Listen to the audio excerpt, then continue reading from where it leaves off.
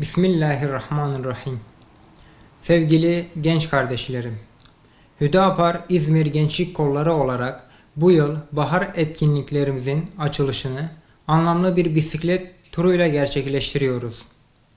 Bu program sadece bir spor etkinliği değil, aynı zamanda birlikte hareket etmenin, aynı bilinç etrafında buluşmanın bir başlangıcıdır. 10 Mayıs Pazar günü saat 16.30'da Konak iskelesinde başlayacak olan bisiklet turumuz İnciraltı Kent Ormanı'nda son bulacaktır.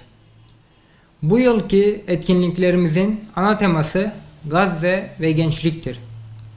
Bugün Gazze'de yaşananları görmezden gelmeyen, hisseden ve sorumluluk alan bir gençlik olmak zorundayız.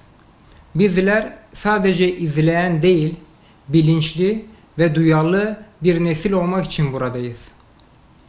Aynı zamanda bu etkinlik dostluk kurmanın, birlikte güçlenmenin ve güzel bir günü paylaşmanın da vesilesi olacaktır.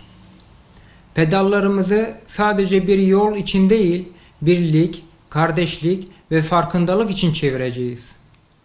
Buradan tüm genç kardeşlerime sesleniyorum. Gelin bu anlamlı açılışta birlikte olalım.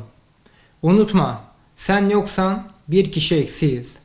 Hep birlikte güçlü, bilinçli ve duyarlı bir gençlik olma yolunda ilk adımı bu programla atalım. Hepinizi bekliyoruz. Esselamu Aleyküm ve Rahmetullahi ve Berekatuhu.